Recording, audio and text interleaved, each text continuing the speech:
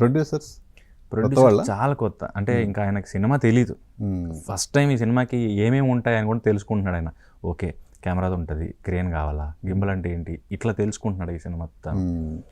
Pre production అంటే office తీయాలి, ఇంతమంది పనిచేస్తారు, ఇంతమంది ఏడీలు కావాలా సినిమాకి, ఇంతమంది ఉంటారా, ఓకే షూట్లో ఏమేమి కావాలి, ఓకే యాక్టర్స్, హోటల్స్, ఇట్లా తెలుసుకున్నాడు ప్రతిదీ అతను. సో మా సినిమాకి పనిచేసిన ఈపీకి తన ఫ్రెండ్, క్లాస్మేట్స్ ఇద్దరు. ఓకే, అలా సరే తక్కువలో అయిపోతే ట్రై చేద్దాంలే అన్న థాట్లో స్టార్ట్ చేసిన సినిమా ఇది. ఆయన ఇంతకీ ఎంత అనుకొని స్టార్ట్ చేశారు, ఎంత అయింది?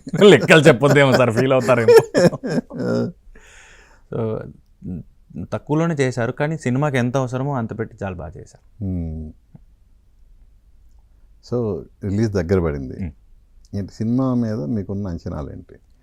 సినిమాతో ఎప్పుడు కూడా కామెడీ అన్నది చాలా సేఫ్ సార్. అంటే జనానికి టెక్నాలజీతో పాటు టైంతో పాటు ఎంత స్ట్రెస్ పెరిగిందంటే వాళ్ళకి కామెడీకి ఎంత స్టఫ్ ఇచ్చినా తీసుకునేంత రెడీ ఉన్నారు. అది రీల్స్ నుంచి, జబర్దస్త్ నుంచి, కాంటెంట్ క్రియేటర్స్ నుంచి ఎక్కడున్నా ఇంకా కామెడీకి అంత రిక్వైర్మెంట్ ఉంది.